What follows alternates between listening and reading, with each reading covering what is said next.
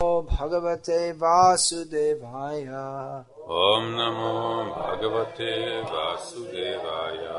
Om Namo Bhagavate Vasudevaya. Om Namo Bhagavate Vasudevaya. Om Namo Bhagavate Vasudevaya. Om Namo Bhagavate Vasudevaya. Srimad Bhagavatam, Canto 7, Chapter 15, Text 45. Translation and commentary by His Divine Grace A.C. Bhaktivedanta Swami Prabhupada. Can we have simultaneous translation? We have only one channel working. Only one loudspeaker is working. Well, you have a loud voice. It's just that the time for the lecture becomes literally halved. Get half the... It's all supposed to be unlimitedly good, but still you only get half unlimited value. So, let's go on. As long as one has to have the personality of Godhead's mercy, one must then conquer the enemies mentioned above. In this way, the devotee should be able to merge into his own transcendental bliss, and then he may give up his body and resume his own spiritual identity. So, as you all know, today is Balaram Purnima, the Tithi or lunar day of the full moon, which corresponds to the appearance day of Lord Balaram in this world. This evening, Purnachandra Prabhu will speak on Balaram Tattva. I heard him speak on this subject a few years ago. On Balaram Purnima in London, he was speaking on this.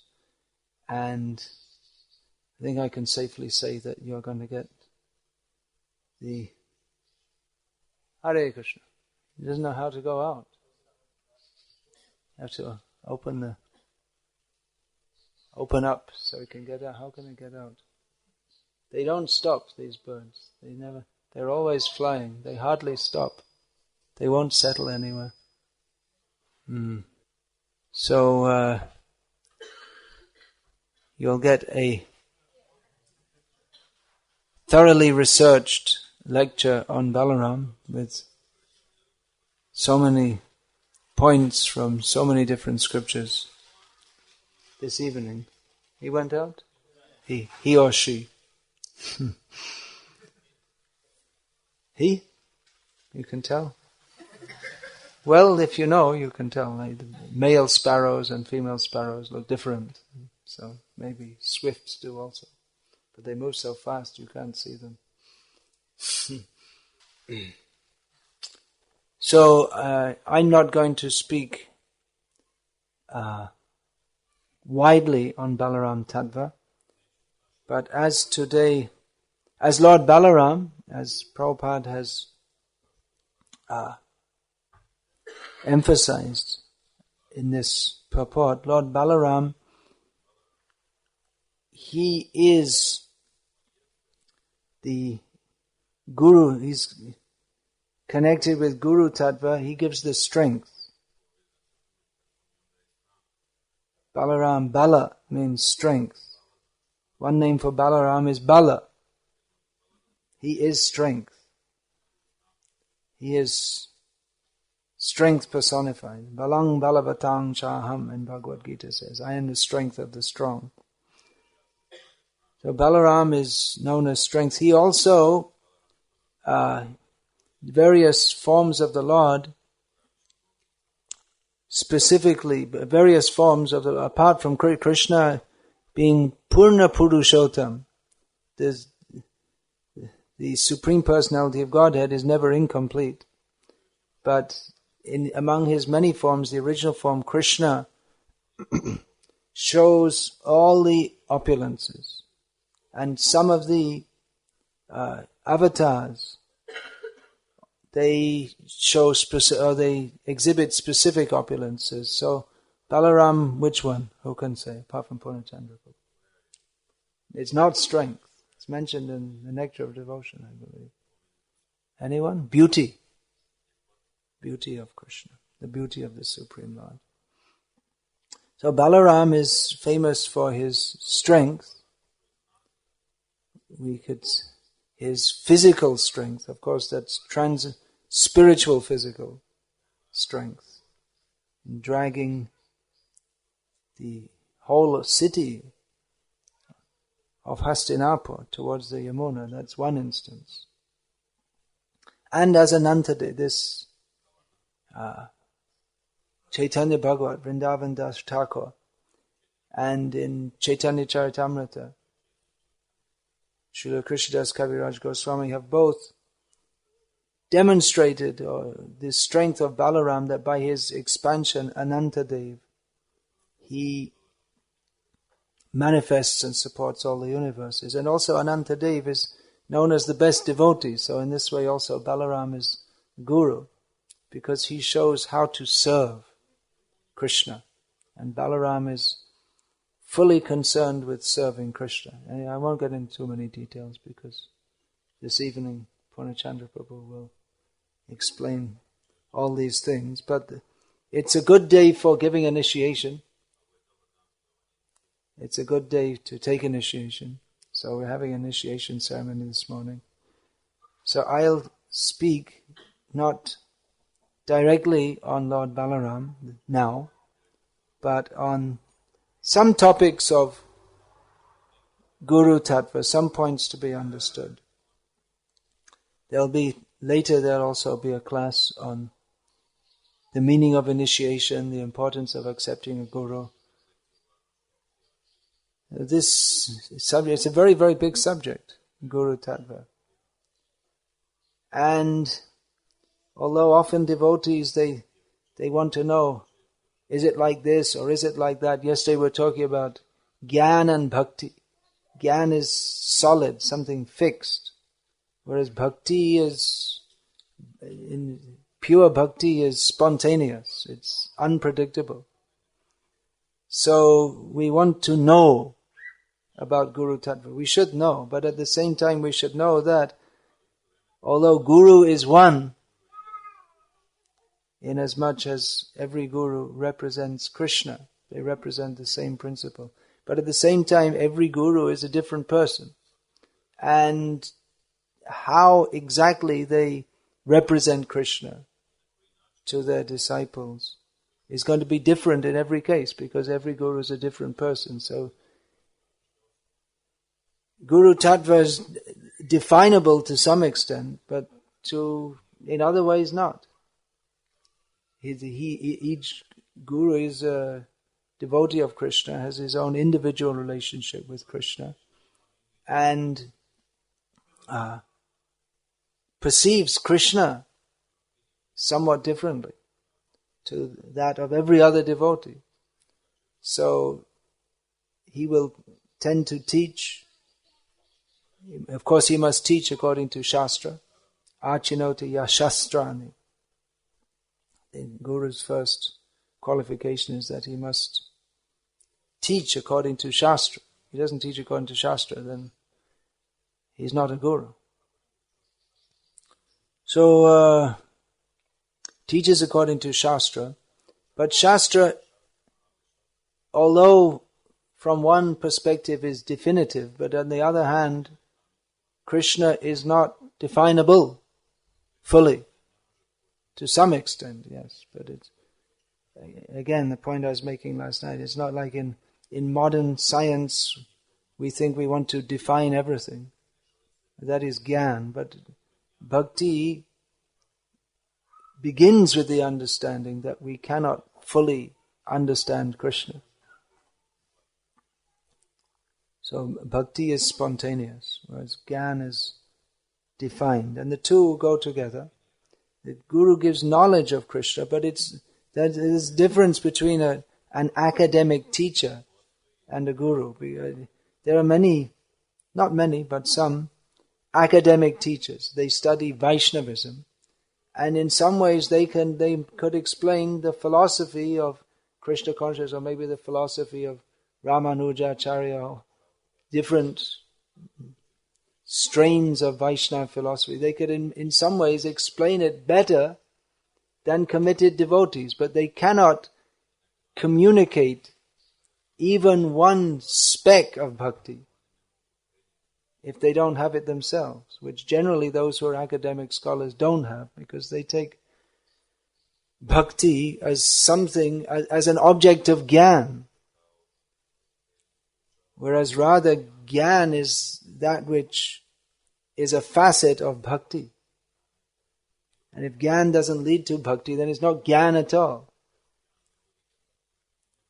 So, simply to know and teach, that is in and of itself not the function of a guru. That's certainly to teach, but to communicate the spirit of bhakti, this service attitude, the service attitude means not just service that you can get service by pay, and in some of our temples, not in this part of the world, but in other parts of the world, where there's more money floating around, they sometimes imply, and they even sometimes the temple leaders even prefer that, because if you pay someone, you can tell them what to do and this and that.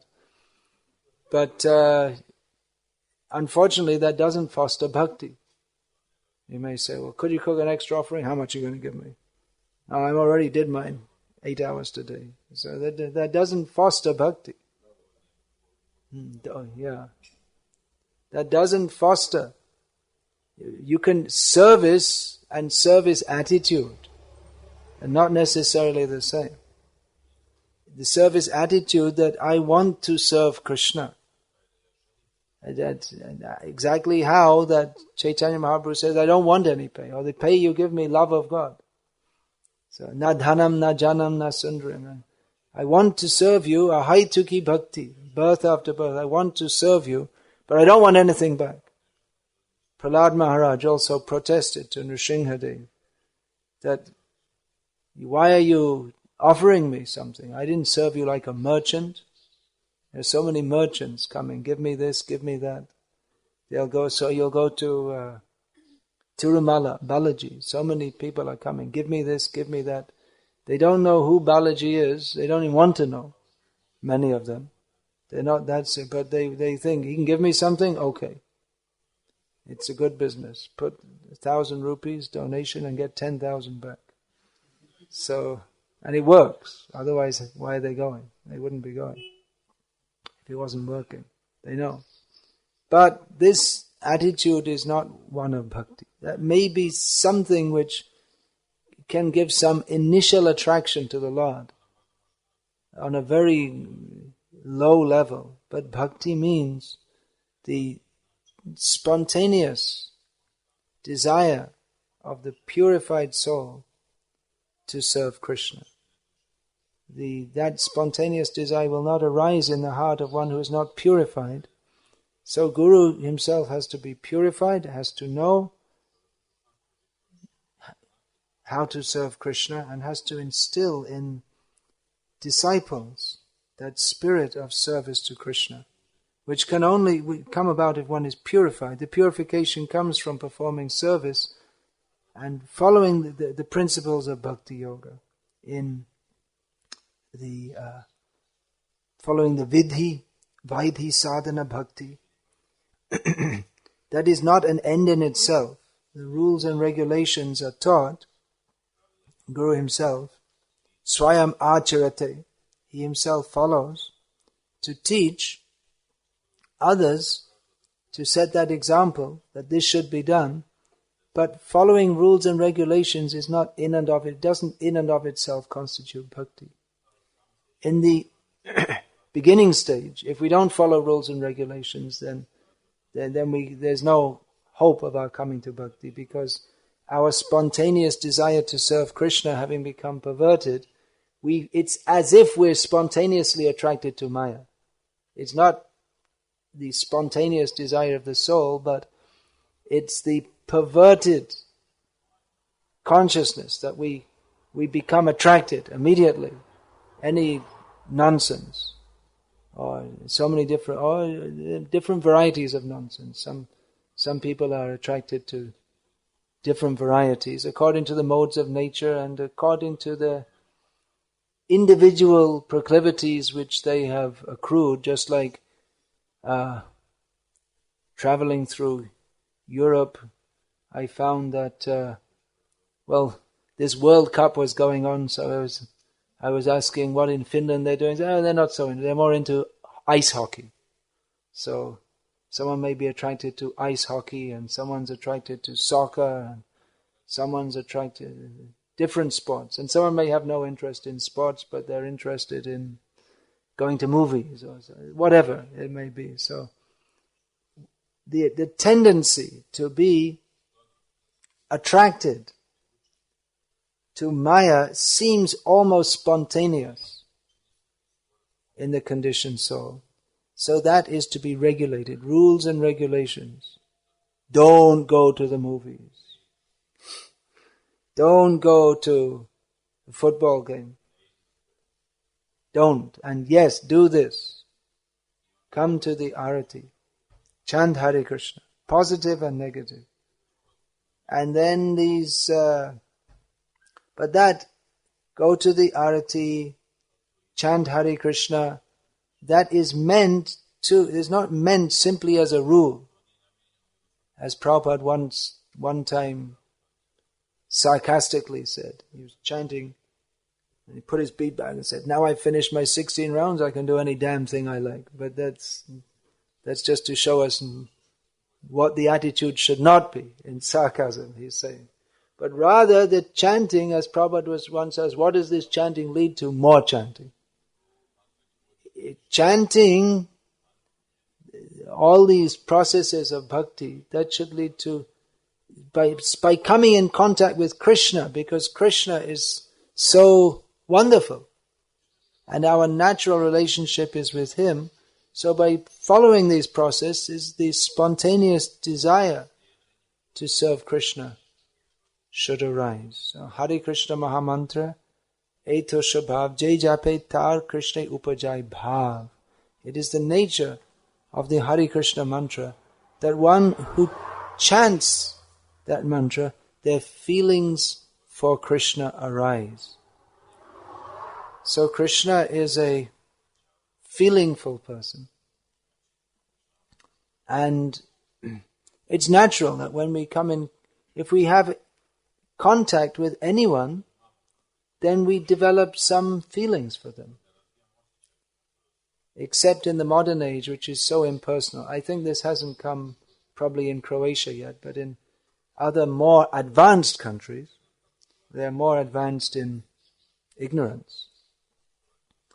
You could be living in an apartment in Stockholm or London for 10 years and only vaguely know the name of the person in the next apartment because it's written on the outside. Otherwise you never even speak to them. That happens sometimes, that they found out someone's dead for the last 10 days by the smell coming out of the apartment. Otherwise they don't have any relationship with anyone. But otherwise, generally, if we see people, we talk to them, even if we don't like them, there's some kind of relationship, even if it's one of dislike. So by coming in contact with someone, anyone, we have a relationship, even if it's a dog, or it might even be a chicken or anything, just some living being with some feeling for that. So I remember as a child I had, what a strange pet, a pet tortoise. So you have to hibernate them in the winter. You have to put them in some straw and they go to sleep during the winter. So he put him in the boiler house. And then when it was time for him to come out again, dead. He died in his sleep. Long sleep. So I was upset. Oh, my pet tortoise died. Oh. I'm sure the tortoise wasn't aware of it, but I had feelings for the tortoise, which became apparent when he died. So any living being we come in contact with, we develop feelings for. So certainly, if we come in contact, the whole idea of the rules and regulations is to bring us in contact with Krishna, so that our natural feelings for Krishna arise. That process is the main process in Kali Yuga, or the process in Kali Yuga, is chanting the holy names of Krishna. But the Pancharatriki Vidhi of worshipping the deities is also necessary. So we can realize this is Krishna. We have to, if we don't feed him, he's going to be hungry. We have to dress him. Now it's very cold in the morning. Gaunitai didn't have any chadar this morning. We all had chadars, but they didn't have chadars. So whoever's looking after them, please look after them. We should see it's not some piece of wood, but Gaunitai, they're going to get a cold. You have to look after them. Yeah, they will. So, personal service. Make garlands, dress them very nicely. Shivigrahara dhana nityanana shringaratan mandira marjanada yuktasya bhaktangs chanayanjatopi vande guru shri charanaravindam. Engaging in the deity worship and engaging disciples in deity worship, that's one of the duties. Again, for the spiritual master it's a duty, but for the disciple it's a duty. But for the spiritual master, that's his acting in his constitutional position and training the disciples to do so. So all the rules and regulations are meant to bring us in contact with Krishna. And when we come in contact with Krishna in the devotional line, then we become, naturally our spontaneous feelings towards Krishna gradually arise. And that is the purpose of following the process of Bhakti Yoga, which begins with Tasmat Guru Padashrayam, taking shelter of the lotus feet of a guru. Krishna Dikshadi Shikshanam, taking initiation in Krishna mantra. Guru means devotee of Krishna. Vaishnava Shvapacha Guruhu, whatever the family background of a Vaishnav, he must be a Guru. Vaishnav must be Guru. No one else can be a Guru. So, Tasmat Guru Padasha. Then, Krishna Dikshadi Shikshanam, teaching. Teaching, again, not just by some academic method. That's also required. That's a major function or duty of the Guru, is to teach scripture to the disciple. Then Vishrambhena Guru Seva, serving the Guru with affection. These are the beginning activities among the 64 principal items of devotional service enumerated by Srila Rupa Goswami. The first 4 concern the Guru, because it's not do it yourself. Do it yourself bhakti. Actually, all the scriptures, they're not meant that you just pick it up and read it. Rather, one is taught by the Guru, and the scriptures are there. They're like reference books to refer back to. Or the Guru teaches Shastra, and then you can see what is written, what the Acharyas have written. One disciple of Srila Bhaktisiddhanta Saraswati Thakur, who I spent a lot of time with, he told me he was living in the Gauriya Math for about 13 years before the disappearance of Srila Bhaktisiddhanta Saraswati Thakur. He said at that time we didn't read many books. We didn't read so much. We were so busy in service. But we did a lot of hearing. And he said, I learned so many shlokas, and we were going out and preaching, but we hardly read, but we'd hear. Because, of course, Bhaktisiddhanta Saraswati Thakur, his lectures were usually minimum 2 hours, and sometimes 4 hours or more. We don't have the patience nowadays. But then he said, later I read, and then I saw everything is so many shlokas I'd learned by hearing. So that's the traditional system. We think that books are for intellectuals, but from the Vedic perspective, books are for less intelligent people. who can't hear and remember. Therefore we need books. So, Jati Shekhar Prabhu, yeah. So, hearing, that is the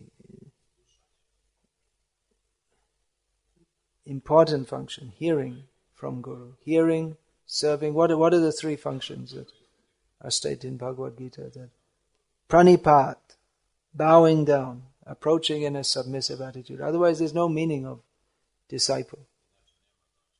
That, in the modern age there's the idea of democracy. Everyone has rights.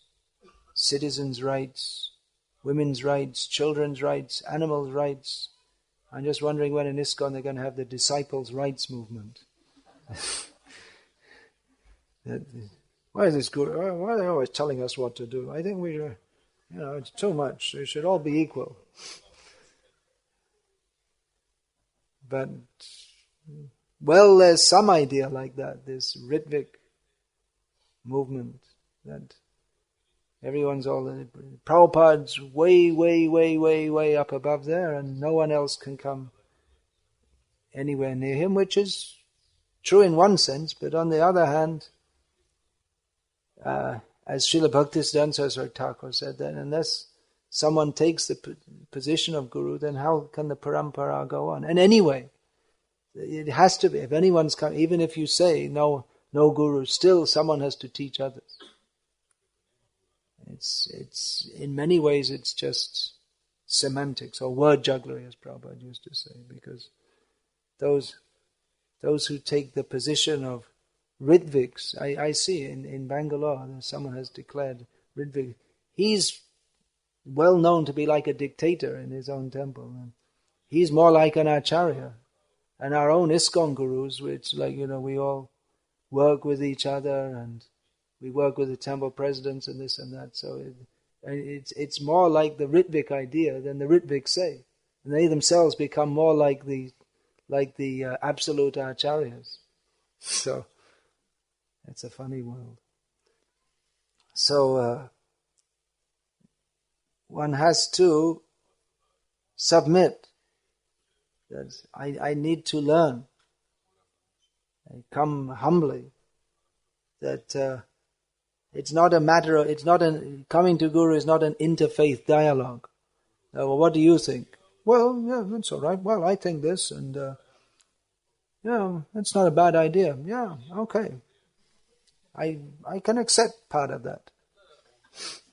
It's not like that. Prabhupada said, don't accept a Guru unless you're prepared to surrender. That important word, surrender.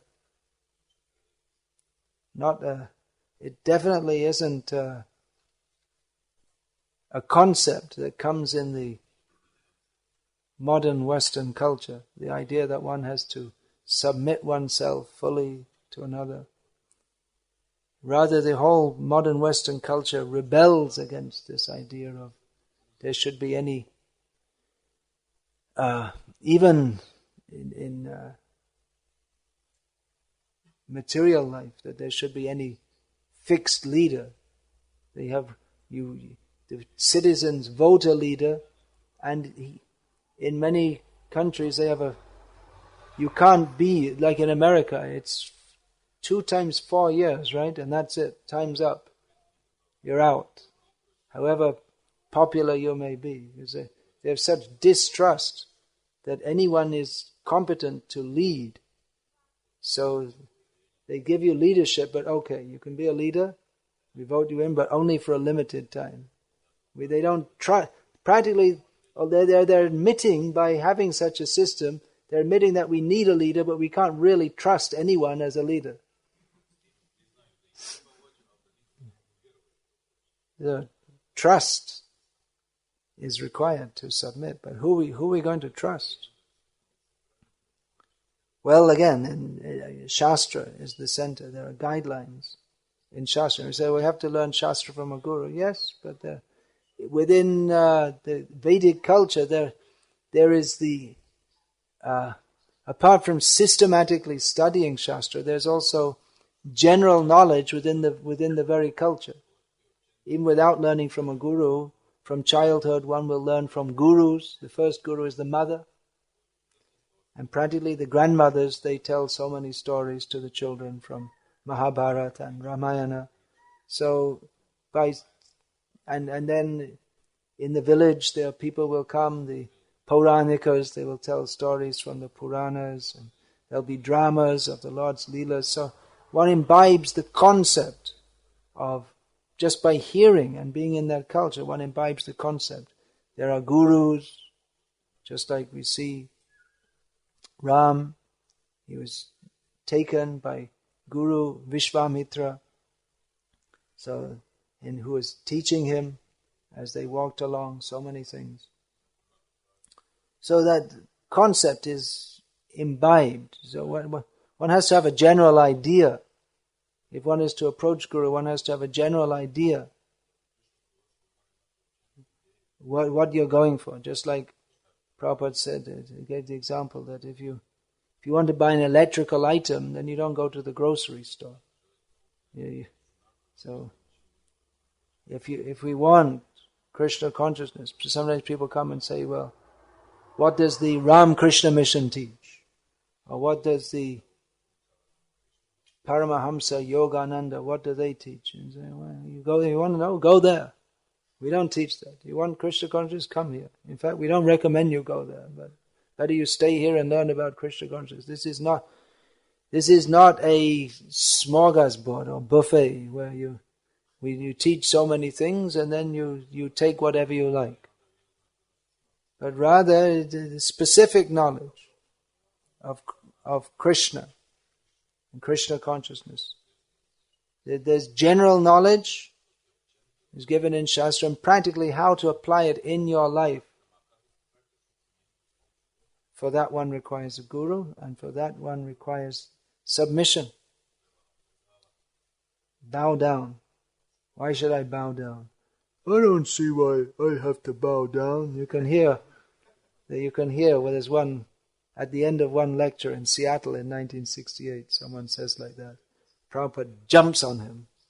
You don't think you have to bow down, but you will be forced to bow down by old age, disease and death. So better you bow down to He who can free you from old age, disease and death. If you think I don't have to bow down, you will be forced to. But that force to bow down is not very pleasant. Rather you bow down to at that place where you can get the knowledge by which you can cross over death. You don't have to bow down to death. So pranipat, submission has to be there. It's another defect of this Ritvik system. There's no submission. It's just that, he's just a priest, that's all. And there's nothing more to it than that. There's so many defects. There's no relationship established. It's just a function. You do the function, and then it's between you and Prabhupada. Well, how do I do this? How do I do that? You go and ask Prabhupada. What are you going to do? Practical guidance has to be there. But in Vedic culture, the practical guidance, one is extremely grateful for that someone has helped me. They've taken the trouble to help me. You'll see the culture of guru culture is so strong that even in modern India, there are so many drivers, professional drivers. And they drive trucks, mostly driving trucks. There are more than 1 million trucks on the Indian roads. So to become a driver, first of all, you have to become a driver's helper. It's like an apprentice. And the driver, you clean the window and you bring the chai for the driver when he stops. And he gradually teaches you how to drive and all the tricks of the trade, how to deal with the police, how much to give them when they want a bribe, and all the things which required to be a driver in India. So that driver's assistant, he treats the driver like a guru. He is very respectful. Oh, he's teaching me. That culture is there. But in the modern age, education is a purchasable commodity. So there's no relationship established between the teacher and the students. And the teacher doesn't care that much whether the students pass their exam or not. Well, he cares because it affects his reputation. But he doesn't personally care for them. You go to school and then you come out. Who's out of all of you here, apart from the children who are still going to the slaughterhouse or whatever you call it, is anyone keeping any relationship with their teachers at school? Anyone? No. They taught you, and the moment you leave school, it's finished. That's all. And even they may come and go. In the first 2 years, you have one teacher for science, and then someone else comes and takes it up. There's no relation. It's just a passing relationship. But Chokudana Diloje Janme Janme Prabhushe. The relationship with one who gives us knowledge of Krishna. The relationship is in relationship with Krishna. So that relationship is not ended by getting a certificate.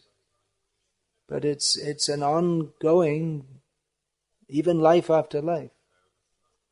It's such a commitment. That's why in ISKCON following Shastra, which states that, well, there are different statements, but in Hari Bhakti Vilas, it's stated that the one approaches a guru or a devotee and asks that you please guide me, and then, all right, but I have to see you for 1 year. And who approaches, they also have to see for 1 year. Then the exchange, initiation, because it's a very great commitment. So, first of all, there's an initial seeing. Is this person, is he real to guide me? Is he just talking, or is he actually following? Does he mean what he says? Is he talking so many high things and then going off to the disco, or what's going on here? We have to see. Then if both parties are satisfied, then initiation. That's why in ISKCON generally, although sometimes there's also statements that one should, as soon as one gets the association of Guru, one should take initiation. But that's generally not recommended in the modern age because people don't have the culture of understanding what is the meaning of that. So it's easy come, easy go. They may be frivolous. So in ISKCON we're actually very strict, more than any other organization, Vaishnava or non-Vaishnava. Of course others may be strict in other ways. They only admit persons born in Brahmana families, but that's a mundane consideration. You can go to the Gauriya Mat and they'll initiate you on the spot, even sannyas. You might not even know you're initiated. They'll tell you, well, now you're initiated. I just initiated you. Really? It happens sometimes. But that's not very meaningful. If there's no commitment, no surrender, no consideration, it's not very meaningful. So this pranipat, pariprashna, one has to question. All the shastras are in the form of questions and answers. One has to be inquisitive to know. Tad vijnanatam sagurum eva vigachet. One must approach a guru to learn about Krishna. We say we have to get the mercy of Guru, yes, but it's not just, what's that called? Shaktipat. The Guru just blasts you with some electrical current or whatever, and then all of a sudden you're now I became Superman. It's not like that. There is transmission of Shakti, but by the process of hearing and serving. Service must be. Hearing what? Hearing that we're servants of Krishna. So then there must be service. Service is offered through the medium of the Guru, so we have to see how he is satisfied. Again, now this then becomes very personal, individual. Just like each Guru has their own likes and dislikes. And generally they all like to serve Krishna, but there may be personal likes and dislikes, just like someone likes to drink milk and someone likes to drink orange juice. At one time he may like to bring me a glass of milk, and then you he likes milk, so every half an hour you bring him a glass of milk, but he only wanted then. It's not like an eternal function. I have to now only milk. One time that Prabhupada asked for a glass of water, and they brought him a glass of milk. And then, why did you bring a glass of milk? Well, milk's better than water. But I asked for a glass of water. Another time he may ask for a glass of milk and say, but Prabhupada, last time you said you wanted a glass of water. Why can't you be consistent? So, there's foolishness. There's one story to exhibit the foolishness. There are many such stories, but the foolishness of one who follows without any thoughtfulness. One has to learn how to serve in a manner that is pleasing to the Lord. Just like it's in Shastra it said that you should use the peacock fan from Shivratri to Kartik Purnima, which is the period now. So, but you're not using. That's good, because if you use in Mangalarti, it's so cold. Definitely Gaunitai are going to get a cold. They're already cold. So even though in India it's hot at that time, but here it's cold, at least in the morning. So thoughtfulness, we don't use the fan because it's pleasing for the Lord because it's cooling. So if it's already too cold, then don't use the fan. So there's a story like that there was the blind follower, disciple. He's just following without thinking. One has to think also what is to be done. Intelligently understand the Guru's instructions. That the Guru was going on a journey, setting out on a journey, taking his disciple with him. So, the disciple was a little dull-headed. So, everything was packed. Food, water, everything packed for the journey. So, along the way, the pack with food and water fell down. Oh, no, wait a minute, stop here. The disciple was told that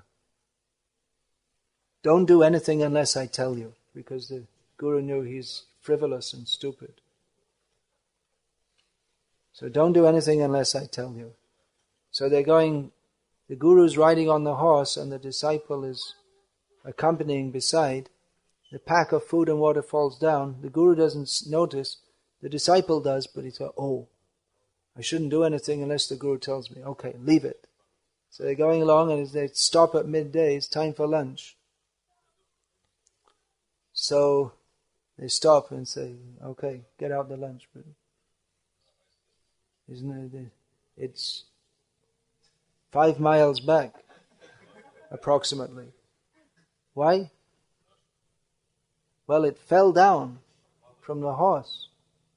Why didn't you pick it up? Well, you told me not to do anything unless I tell you. Okay. So, if anything else falls down from the horse, just pick it up and put it on my lap. So you're going along and then the horse passes stool.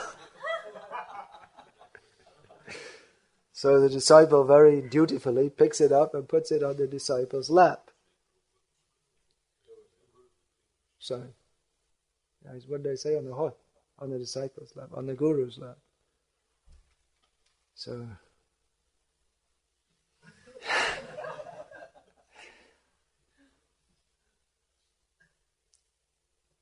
so the Guru thought, what to do now? So I said, well, if anything else falls down from the horse, first of all, you ask me. And then only if I say, you put it back on the horse. Okay? All right. So they're going along and a dog jumps out and barks at the horse and the horse bolts up and the Guru falls off the horse and falls down unconscious.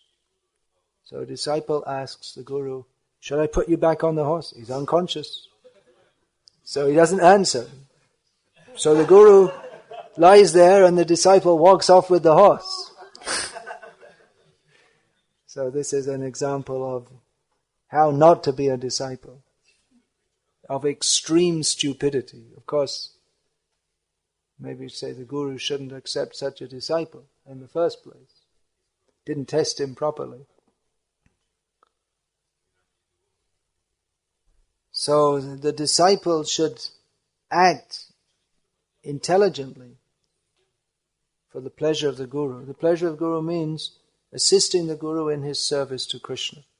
The pleasure of the Guru doesn't mean that, as Prabhupada writes, the Guru is not an enjoyer of facilities offered by the disciple.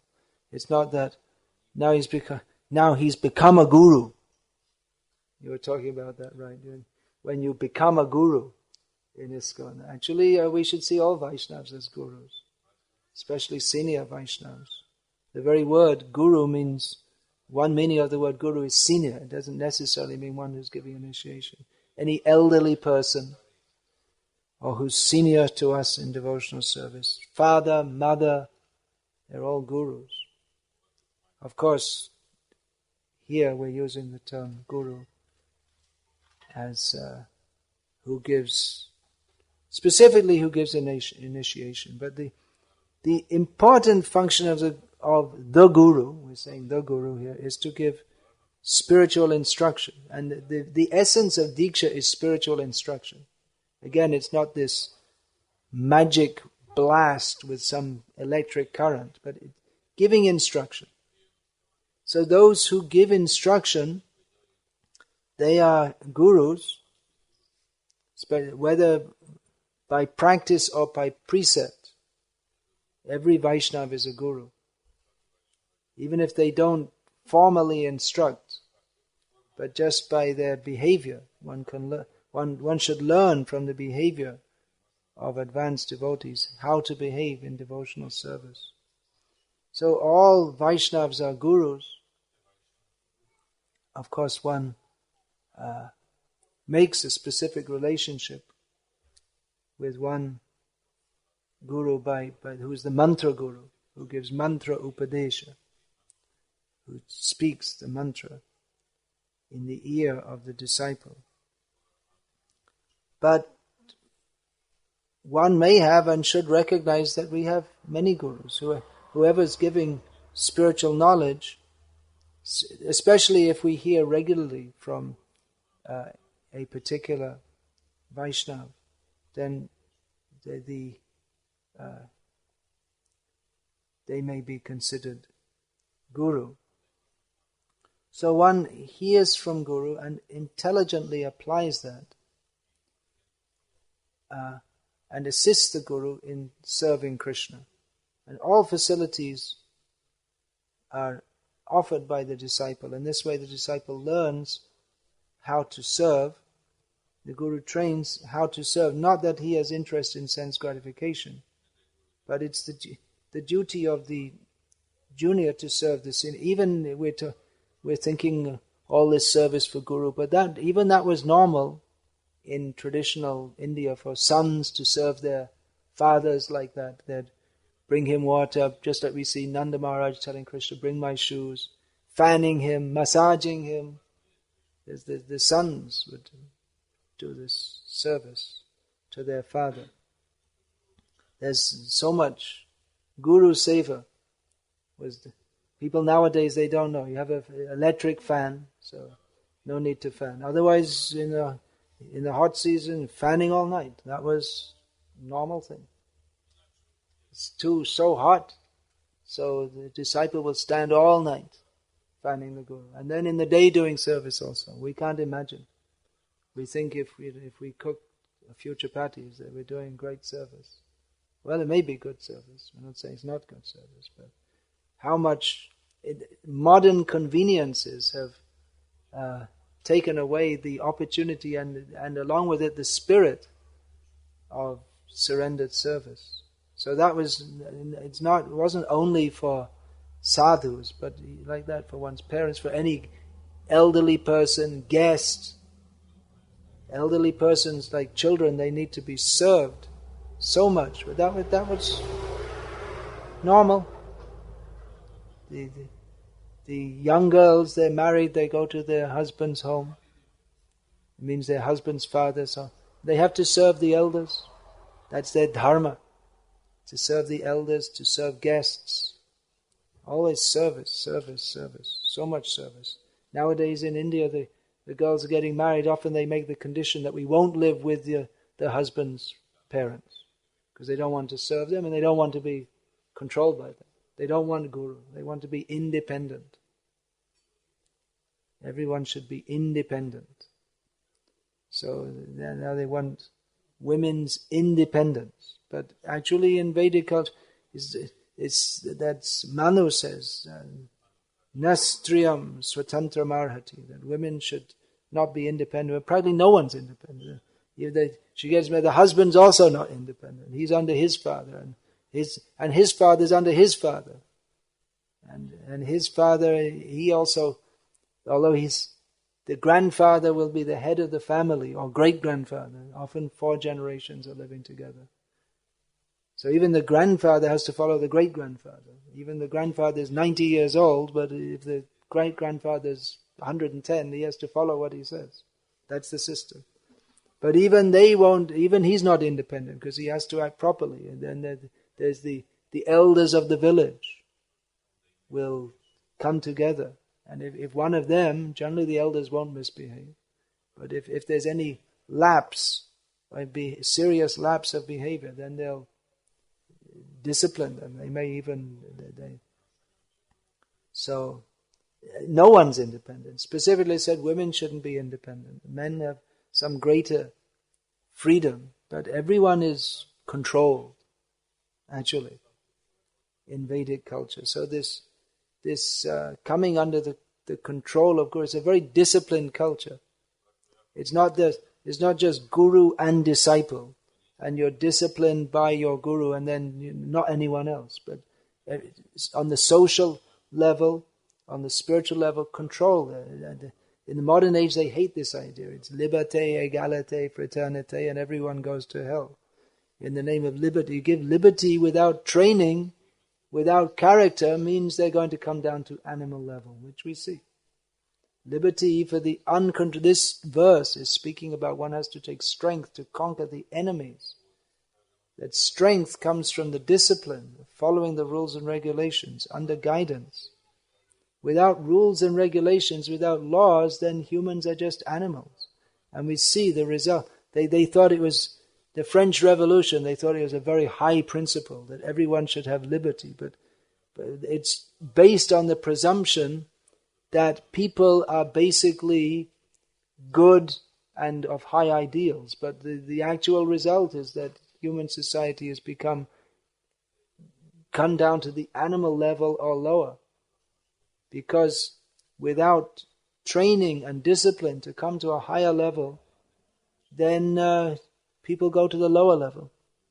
That's again that point. We're saying that bhakti is the feeling, but it needs guidance by gyan, which is, bhakti is like liquid and gyan is like solid. So without that guidance, the feeling, the water will just flow down to the lowest level. Our feelings will transmute into gross lust.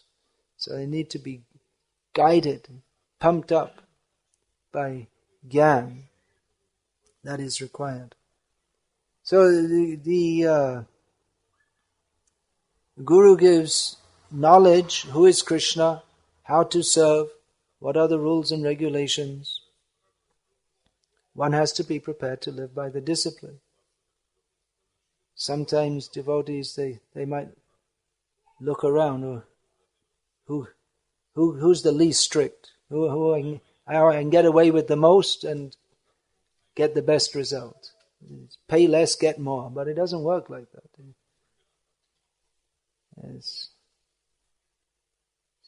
It happened. At least several occasions I know that some devotees were aspiring to take initiation from me, but were talked out of it.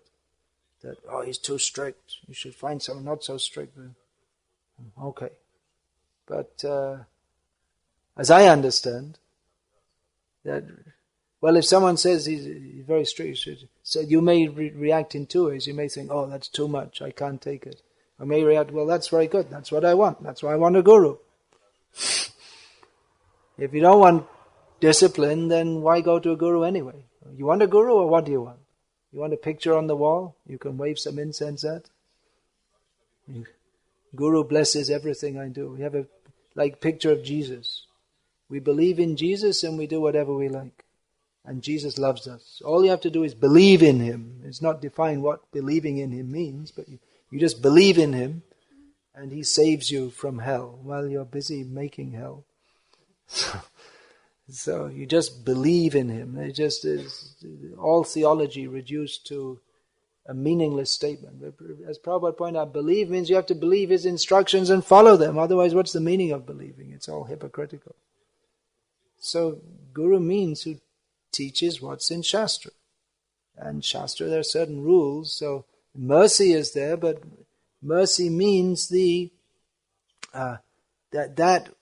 it's not just some transmission of some mystical current, but it's when the Guru is pleased by seeing how one is sincerely practicing devotional service, then he bestows, then he's pleased and Krishna becomes pleased. It's not that, well, you give the Guru all facility for sense gratification, and then he becomes pleased, and then you get all the blessings. That's the Sahaja idea. That the caste Goswamis, that you're a Guru, what's your qualification? Because I'm in a family of Gurus. It's a mundane qualification. And then all you have to do is please the Guru. You give him some money, you wash his feet, and you feed him nicely, and he blesses you. And that's it. That's the Guru-disciple relationship. There's no teaching, and just you have to please him. And he's pleased. I remember there was in Bangladesh, there was someone was telling us that our Guru was telling us, if I go to your village, you have to give hilsa mach, this one particularly flavoursome fish. So I said, okay, it's difficult to get in our village because they don't come in that area, but all right, that's the condition. The Guru is giving a test. Will you live up to the test of the Guru? Will you go to the trouble to get the hilsa fish? This is perversion. This is not bhakti. But for persons who want to be cheated, they'll take it like that. But rather we should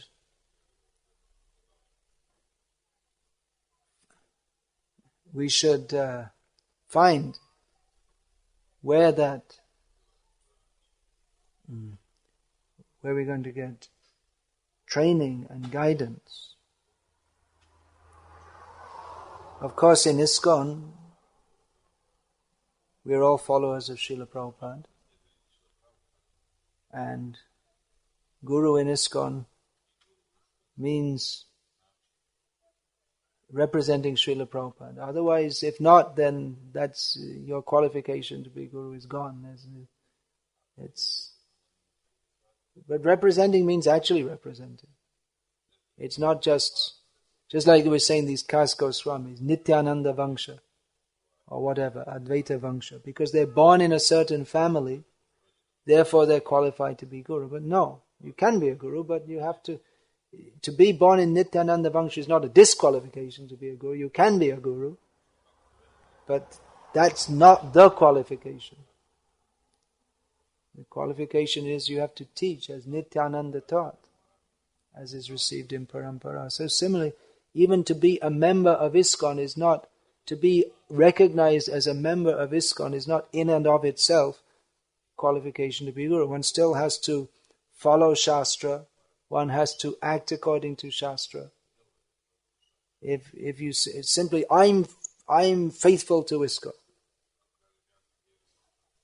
Someone was telling me that, well, this person, we know he's not following properly, but he's faithful to ISKCON.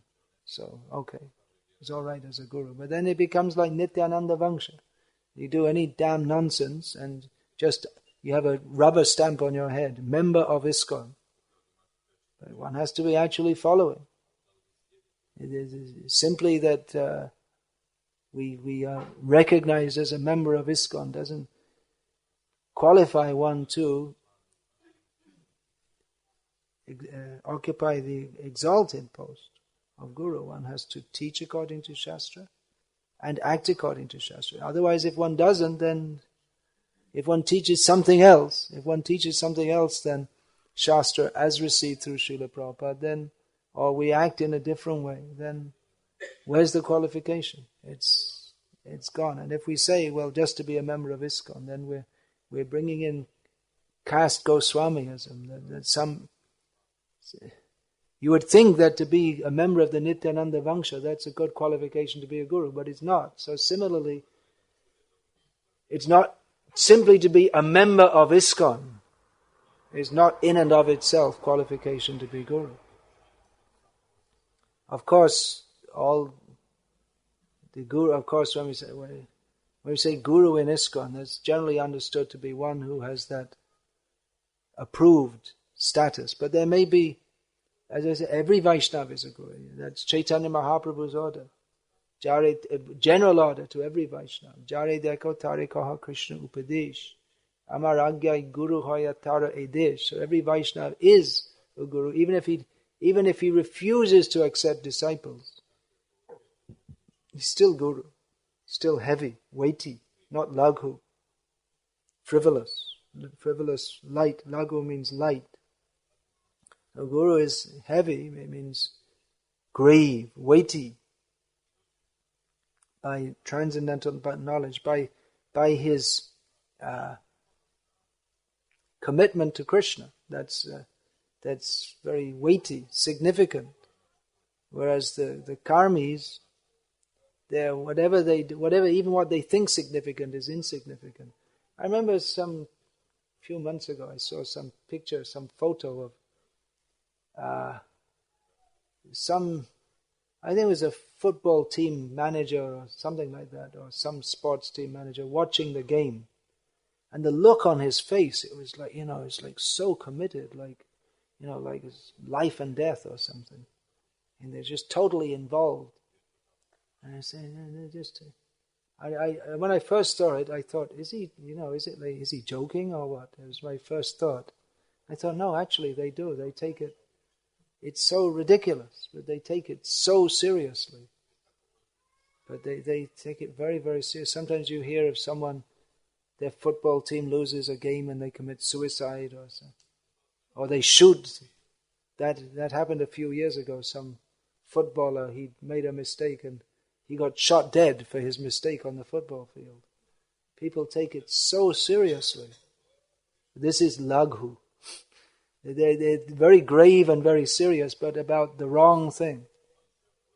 So guru should be grave. That doesn't mean he has to be with a rigid look on his face. Can also be. A devotee is at the same time light-hearted. Brahma bhuta prasannatma, but grave because he knows. Labdva sudurlabam idam bahusambhavante. Oh, it's another verse quoted here. Hridehamadhyam sulabam sudurlabam. The purpose of human life is to connect with Krishna. And for Krishna's pleasure, Krishnarte akila cheshta, everything must be done for Krishna's pleasure. So he becomes disturbed. He may not be very disturbed if he hears plane crash, 130 people killed, but if he sees there's an ant crawling on Krishna, becomes very upset. Why? Get that ant off. He's disturbing Krishna. So he's very grave. The Guru means heavy, and all gurus in ISKCON, we're talking about all Vaishnavas are gurus, but specifically when we talk about gurus in ISKCON, we generally refer to those who have accepted the responsibility for giving initiation and accepting disciples. So all represent Srila Prabhupada, but again, they're all different persons. So one devotee's attraction may be towards the personality of one particular guru, or the style of teaching or emphasis or whatever. And there tend to be spiritual genetics, just like the parents pass their psychophysical properties onto their children. So similarly we find between gurus and disciples, just like you'll generally find, for instance, among Radhanath Swami's disciples, that they take very seriously, or they're very much concerned with serving other devotees, because Radhanath Swami himself emphasizes that so much. So his disciples naturally pick that up. Or you may find Bhakti Bhushan Swami's disciples are very much into distributing Prabhupada's books, because he very much emphasizes that. Or it's more likely among Lokanath Swami's disciples that they'll be more interested in Padayatra, because he, on order from Prabhupada, that's service given to him by Prabhupada, so he takes more interest in that. So like that, some spiritual genetics, you could say, what the characteristics of the guru, they tend to be adopted by the disciples. Sometimes in the less important features also. Just like I see in one temple in India where I have quite a few disciples, I noticed how all of them keep their watch in their pocket. Because I do, I guess. It's not, well, that's not going to take you back to Godhead.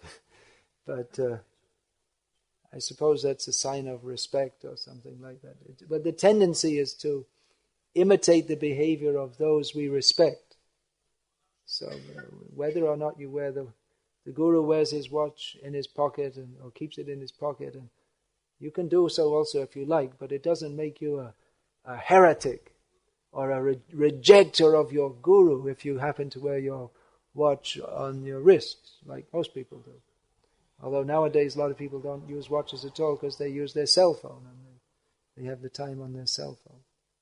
Anyway, I'm just giving that as an example. We have to differentiate between, again, intelligent following, what needs to be.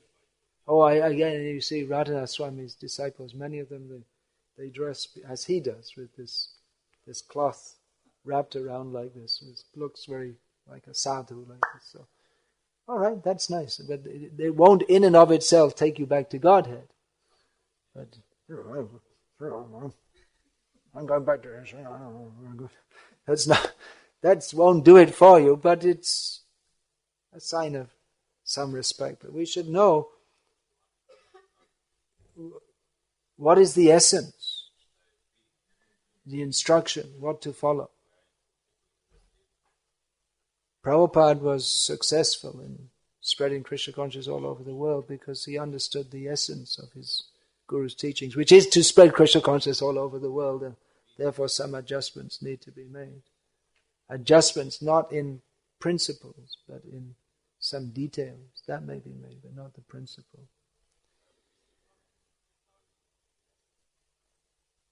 So intelligent following, not just imitating. One has to go deeply. Disciple also has to be guru. Means heavy. Otherwise there's no meaning. Of course, a guru may accept all kinds of people who just show some kind of interest in Krishna consciousness. The Pancharatriki Diksha is based on the principle of give people a chance. They're showing some seriousness, give them a chance. Vaidiki Diksha, you have to be so qualified to be a disciple that practically you have to be a pure devotee even before you start off. It seems like that. That just shows how strong the influence of culture was, that even before becoming a disciple, formally initiated in mantra, that one's training at home was so good that one is already very qualified even before becoming a disciple, and one can, without being very qualified, one cannot become a disciple. So how do you get all those qualifications? One should be well-behaved, reverent, should be very clean, all these qualities. They're imbibed through culture. And again, culture, it's received from persons. So the first guru is the mother, and then all the parents, the family members. And so this culture that is imbibed, nowadays people are becoming disciples, but even basic culture in many cases they don't have it. So you're starting lower down on the scale, but just there's some desire to be Krishna conscious. So in that hope, the Pancharatriki Diksha is given. They're not qualified, but if they submit, if they follow, they can become qualified. So these are two principal kinds of Diksha. Pancharatriki Diksha, that's the system going on. In the modern age, Kali Yuga, Pancharatriki Diksha is recommended. There are very few candidates for Vaidiki Diksha. And the strength, where to get the strength? The strength comes from, everything comes from Krishna. Balaram especially, he's the first expansion of Krishna. He teaches about Krishna. Nityananda, he is Guru Nityananda. He was sent by Chaitanya Mahaprabhu to preach. When Chaitanya Mahaprabhu retired from preaching, he left the preaching to Nityananda Prabhu, who even more mercifully than Chaitanya Mahaprabhu, or rather he represented the mercy of Chaitanya Mahaprabhu, spreading Krishna consciousness very widely to everyone without discrimination. So Srila Prabhupada has certainly represented the mercy of, or carried the mercy of Nityananda Prabhu. Therefore we're all here today. Otherwise, we also, we're not qualified. When Prabhupada brought his Western disciples to India, the response from some people, from many people, was very favorable. Oh, how nice, these Westerners are becoming Vaishnavas. But among the Vaishnav community and the Brahmana community, generally there was a sense of rejection. Now, these people, they're not qualified to be Vaishnavas. Even some Gauriya Math people who are now very anxiously snapping up whoever they can initiate from the Western countries, they were protesting at first that these Westerners, they cannot be devotees. They're not qualified. They're not clean. They're not pure. They can't pronounce anything properly. They can't be Vaishnavas. In your next life, maybe, not this life. So Prabhupada, he, as the representative of Krishna and Balaram, he went all over the world and he came back to Vrindavan and established Krishna Balaram Mandir, just to show that Brajendra Nandan Jai Shachi Shuta Hoilo Shai Balarama Hoilo Nitai. Chaitanya Mahaprabhu is Krishna, Nityananda is Balaram, and by their mercy, Dino Hino Joto Chilo, Hariname udharila. By their mercy, they give the holy names. This, by which everyone is delivered. All the most fallen are delivered. Chaitanya Mahaprabhu sent Nityananda to preach. Tell everyone to chant Krishna, Krishna. But he thought, what these people they're going to chant? He told them, chant Gauranga, Gauranga. Easy. Same name, but Mahavadanya Avatar. Oh, yeah. I'll finish. So you can give a few comments, no? I'm just going to finish now. You don't want to say something? All right. You also have specific bodily difficulties at the present time. All right.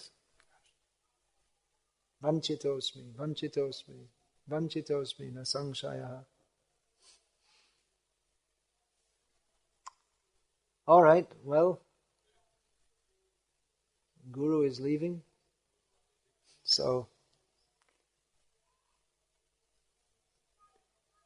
I'm just going to finish the class. I'll finish there. Anyway, are there any questions? There could be hundreds and thousands of questions.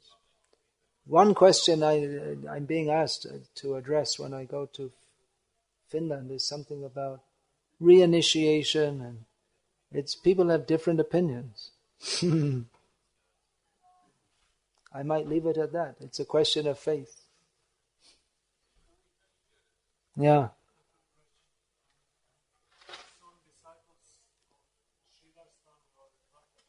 Some disciples of Sridhar Swami or Bhakti Tirtha Swami. Yeah, and ISKCON passed away. Passed out means going. Yeah. That means also Gaur Govinda Swami and Tamal Krishna Goswami.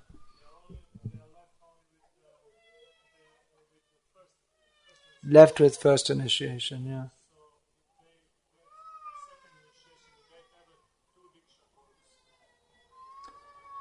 They have 2 Diksha Gurus, if they get Brahminical initiation from another Guru, yeah.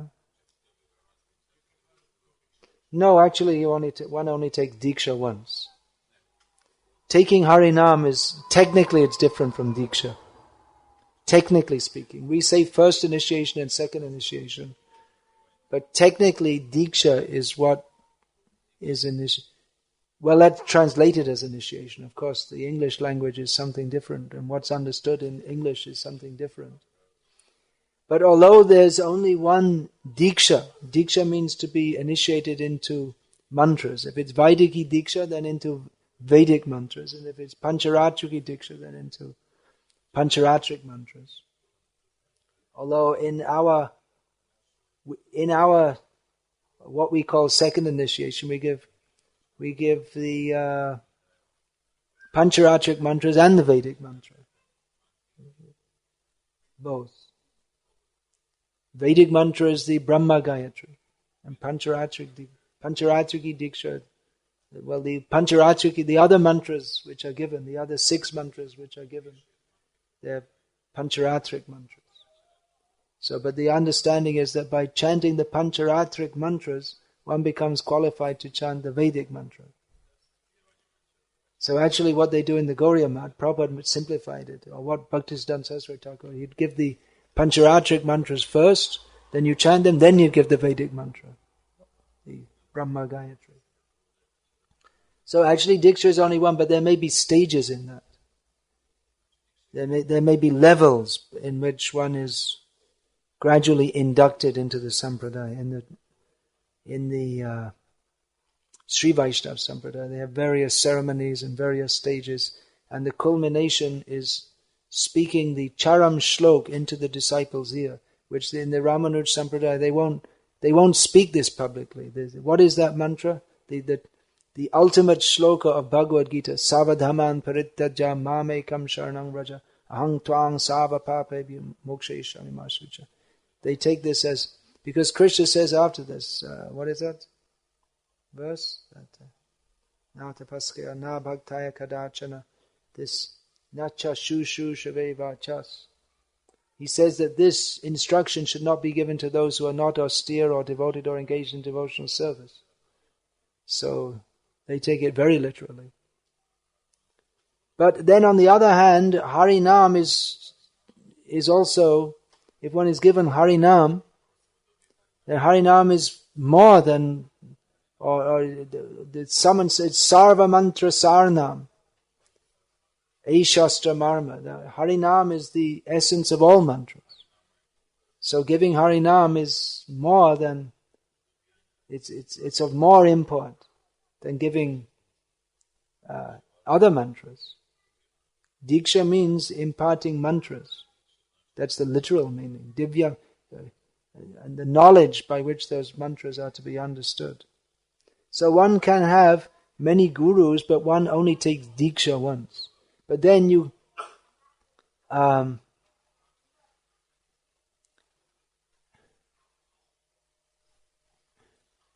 refers to one kind of Diksha. One can take Diksha many times on a different level, just like one may take Diksha for a specific sacrifice. The sacrifice may last 3 days or 7 days or 3 hours or whatever. But if the Yajaman, the one who performs the sacrifice, or who organize, for whose benefit the sacrifice is performed, he will be given Diksha for that yajna, before the yajna, so he can get the benefit for it. But as far as taking Diksha mantras, one only takes once. So that refers to what we call second initiation in ISKCON. It's a bit of a complex subject, and it's made more complex by the English language, or whatever language you're using, because the initiation doesn't have the same. It's the nearest English approximation to the word Diksha. But then even among followers of the Vedic culture, they may also give different imports to every word. That's why defining words is very important.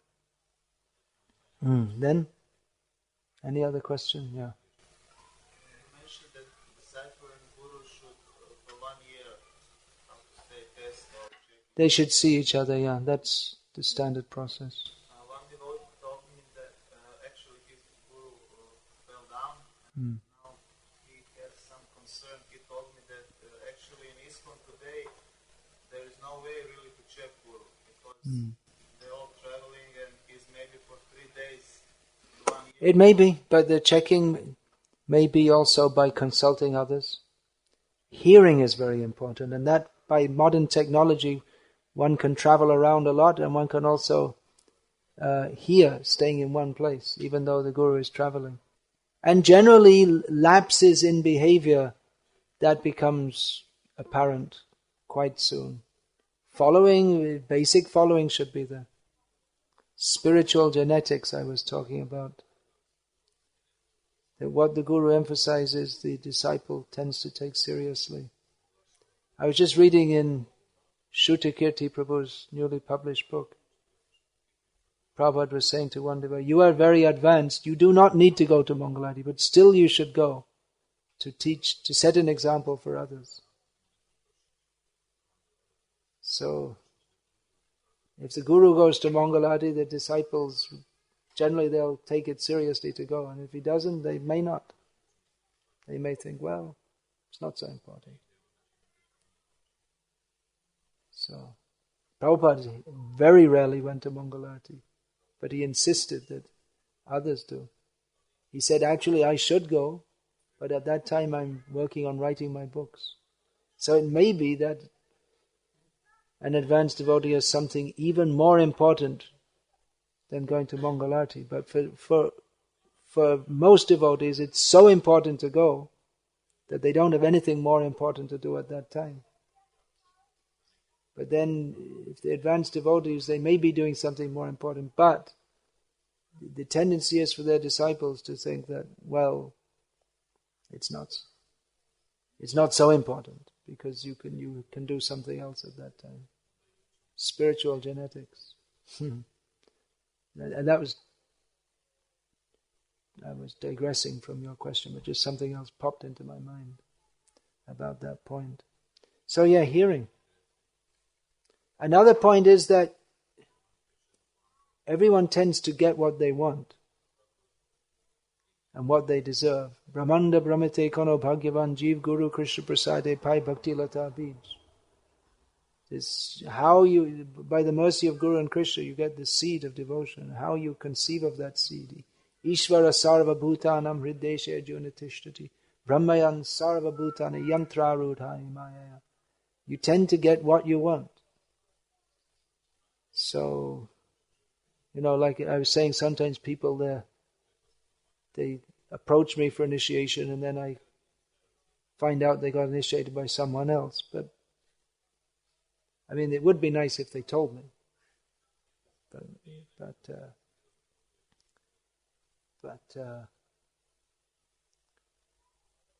it doesn't bother me that much because, it's between them and Krishna. If they go to Krishna follow Prabhupada's instructions through one of his disciples or another of his disciples, it shouldn't make that much difference because we're all following Prabhupada.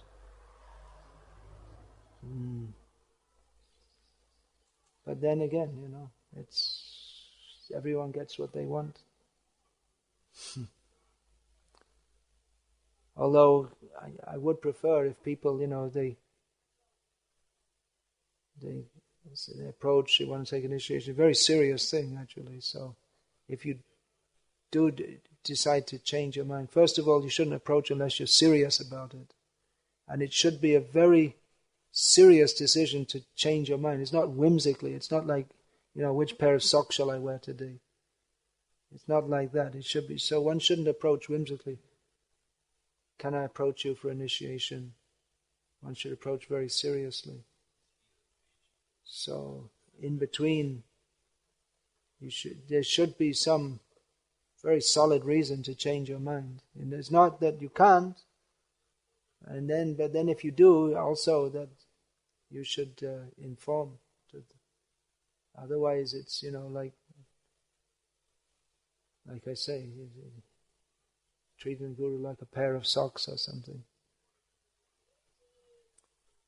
So some gravity should be there. What we're doing, and by hearing, one should hear. The hearing is important. It's not just. Otherwise, it's sentimentalism. If it's I like the smile. He gave me a sweet. So personal interaction is there also. And definitely Prabhupada attracted so many people to Krishna consciousness by his charm, his charming person. He's a very great pure devotee of Krishna, full of love of Krishna. But Prabhupada himself took so seriously giving class, that devotees should hear the class, because it's not just a matter of smiling and I like the way he sings. So those may be factors, and that may even be a principal reason for attraction. But then you have to hear. Otherwise, that's how people become voted as politicians, by their smiling.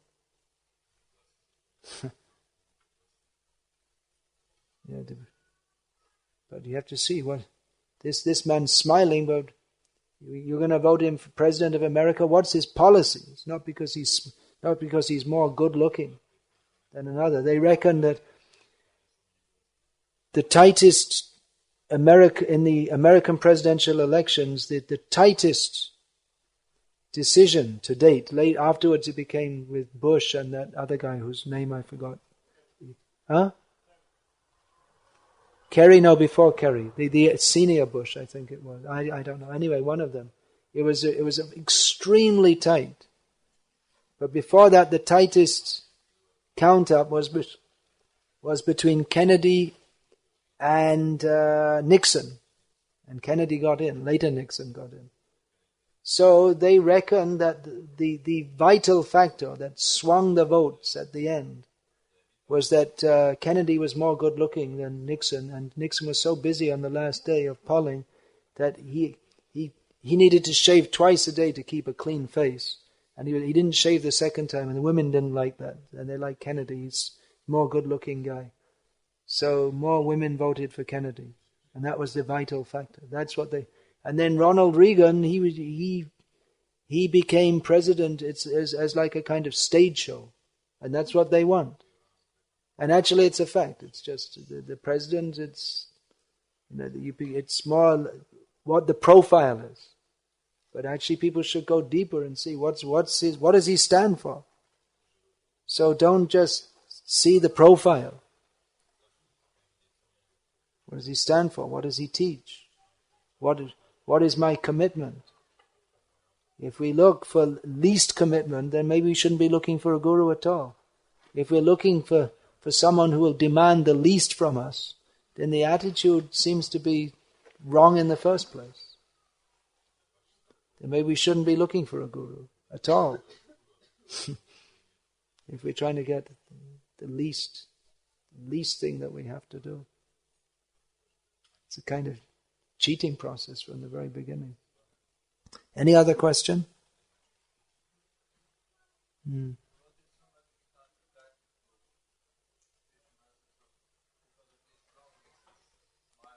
What if one becomes attracted to a spiritual master for a wrong reason, because of his smiling and this and that? Well, if he is a bona fide spiritual master, then there'll be smiling and there'll be smashing, not just smiling. So you'll be, if he is teaching the...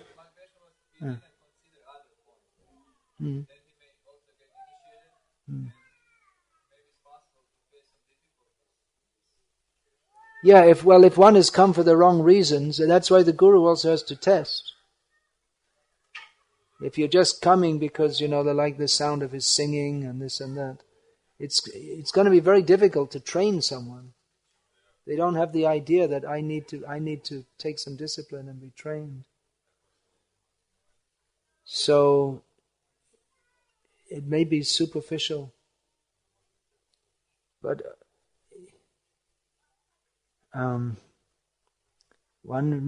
not that a bona fide guru can't smile or doesn't smile, or certainly his personality is very attractive, so maybe very expert, as Prabhupada is very expert in bringing in all kinds of people, many who are very sentimental, and training them in the process of devotional service. So,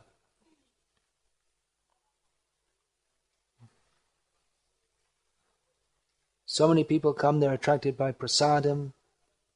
That's like a major reason they come. But the point is that if one's going to take a guru, one should go deeper.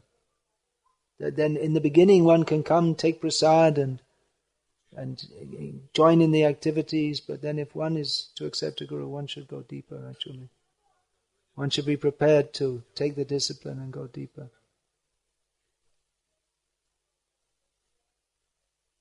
There are so many points to be considered, just like you're saying 3 days in a year, you may see. That might be more than many disciples in the past had. Just like Ramanuja and Madhva, they would travel and give initiation and never be seen again by their disciples. But the Sangha was there. There were other devotees who were also... Ramanuja had so many sannyasi disciples, 700 more than. So they were on... And he would keep them together and speak to them and train them and then send them out, and then they'd go out and then they'd come back again and then he'd spend time with them. So Prabhupada worked like that also. He had a small coterie of inner disciples and they were supposed to train others like this. Many devotees think that, well, traditionally disciples always live their gurus, but it's not true in all cases. That's for the brahmachari living in the Gurukul. But even then, he may take further initiation even after being in the Gurukul. As well, just like Advaita Acharya, he was superficially of Brahmana caste, so he must have received the Upanayanam, or the Brahminical induction into Brahminical status. But then when Madhavendra Puri came, he took Vaishnavi Diksha from him. It's on a different level. So it's quite a complex subject. One who is sincere can take the essence. Prabhupada said, I didn't meet with my Guru more than a dozen times. But he took the essence, whereas others spent years with him and still they couldn't do what Prabhupada did. Or they didn't get the same mercy. Yeah.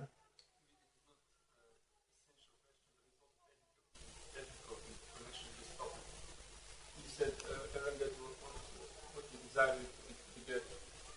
Is it possible that the person who will meet or took shelter in or this relation, good disciple, is in connection with our previous life karma? Yeah. It's a continuum. Bhakti is generally a continuum.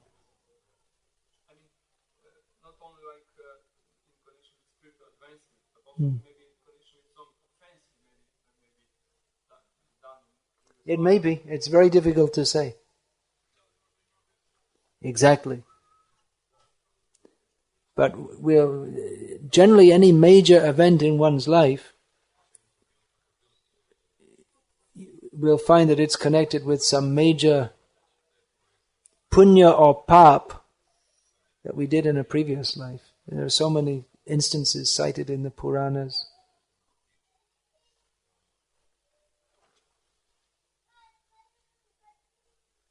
Those who do this Brigu Hora, you go to some astrologer and they have the chart ready for you, prepared by Brigu Muni in the past. That was prepared for you. You are supposed to come at this time and see the astrologer, and Brigu has already everything written about you in advance. And they'll say, I saw someone's chart recently. There's the chart of one of the disciples of Bhaktisiddhanta Saraswati Thakur. So it said, due to some offense in a previous life, you will again, although you came from a very good devotional background in the previous life, because of some offense, then some serious result will come. And it was a very serious result. Extremely serious result. So Brigu could see that. What's the time? And that program's supposed to begin, what, at 11 o'clock? All right, yeah. Okay. Is there any other question?